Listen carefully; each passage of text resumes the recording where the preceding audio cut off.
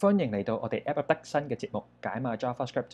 咁呢個新嘅節目咧，就因為喺我哋個主流嘅 Web Development 嘅課程入面咧，可能有啲JavaScript 嘅概念係冇詳細解釋啦。咁就因為我哋嗰堂咧，主要係俾一啲業餘嘅人士或者係一啲想創業嘅朋友去學嚟點樣去寫 prototype 咁樣。咁就所以好多 concept 咧都係略大過，就係教啲比較實用啲嘅嘢。咁但係如果大家係想對一啲概念係想有深入嘅理解，或者係想做一個好啲嘅 programmer 的話咧，咁就可以睇翻呢段片啦。咁我希望第日如果有啲咩概念解釋嘅時候咧，就會用解碼 JavaScript 去詳細啲講解，然之後咧就會link 翻條片入去我哋主流嗰個課程，咁大家可以睇嘅時候咧，可以有翻個對比咁樣。咁或者可能如果大家係先睇咗Web Development 嗰個堂，咁之後發現我哋有更新翻呢個 JavaScript concept 咧，亦都可以 subscribe 去個 channel 嗰度，咁就知道有啲咩更新啦。咁好啦，咁今堂第一堂咧，我哋就想講下 JavaScript 嘅本身，佢就係一個 dynamic 同埋 weak typing 嘅 language。咁咩叫 dynamic 同 weak typing 咧？咁 dynamic 嘅意思即係動態啦，咁佢嘅對立點咧就係static typing，咁即係靜止啦。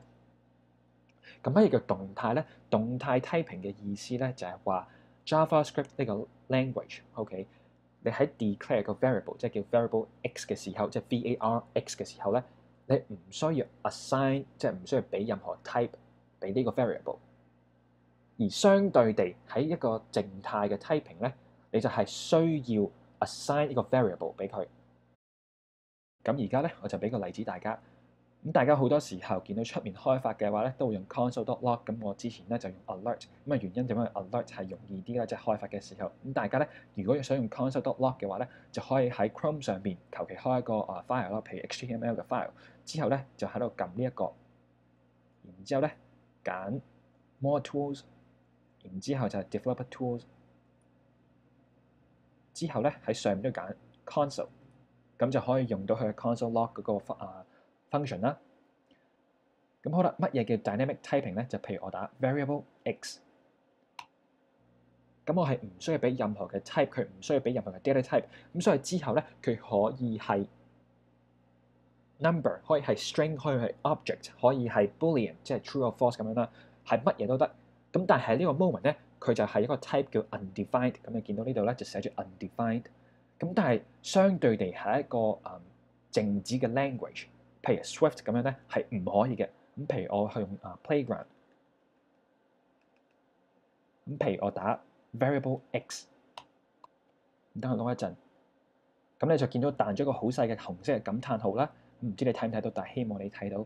咁咧 click 入去，佢就會俾一個 error， 就係 type annotation missing in pattern。咁即係其實因為咧喺 Swift 入面，因為佢係一個static typing 嘅 language 咧，所以佢唔可以喺 declare 呢個 variable 嘅時候咧，唔俾個 data type 佢。相對地喺 JavaScript 咧，我哋就可以做呢樣嘢，我哋淨可以打 variable x， 咁佢就會俾一個 undefined 我哋咁樣。咁呢一個咧就係 dynamic 同埋 static 嘅分別。dynamic 就係喺 declare 個 variable 嘅時候唔需要俾個 data type， 而 static 就喺 declare 個 variable 嗰陣時就需要俾一個 data type。相對地就係好多人會將個 concept 同埋 strong 同 weak 混淆咗。咁 strong 同 weak typing 有咩分別咧？就係話 OK 喺一個 strong typing 嘅 language 入面，如果你將一個 variable assign 咗個 data type， 即係譬如將 x 係叫咗做 number 嘅話，你唔可以喺之後將 variable x 改成其他 data type， 即係改成 string 或者係 object， 係唔可以咁樣做。但係喺 JavaScript， 因為 JavaScript 係一個 weak typing 嘅 language 咧，你可以改變佢嘅 data type。咁譬如我哋翻去 console.log 嗰度啦，譬如 variable x 等於2，咁樣我叫 x 出嚟就係一個數字啦。再揀 x 等於 hello world， 再打 x 咧，咁佢就係 hello world。咁我哋由一個 number 改成佢 string。相對地喺 Swift 咧，咁譬如我哋打variable x 改翻正佢係2，可以咁做啦。x 等於3都冇問題嘅，咁叫 x 出嚟佢就3啦。咁再最後咧，將 x 改成 hello world，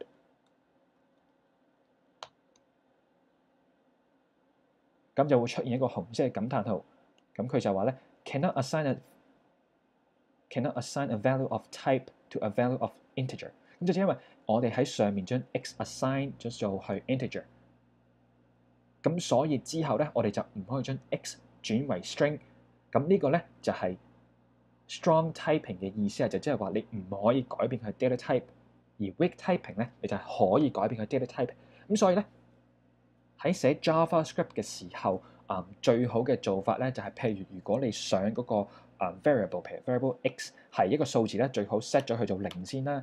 我就自己會咁做嘅。或者如果你想佢做一個 string 嘅話，譬如 variable y 咧，我就會俾一個 empty string 佢咁樣。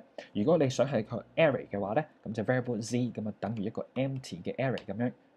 咁呢個做法咧就係、雖然喺個 program run 嗰陣時候咧係冇乜所謂嘅，但係至少人哋 check 你嗰個 code 嘅時候，佢會知道哦，原來你嗰個 variable 係大概有咩作用。其實最主要咧就係講緊話，有好多時候你寫個 code 咧唔好寫到咁亂啦，就因為可能要俾翻其他人睇啦。譬如你放上去 GitHub 俾其他人睇，或者俾我睇咁樣咧，咁就最好啲 program 即係嗰啲 code 要寫好啲咁樣。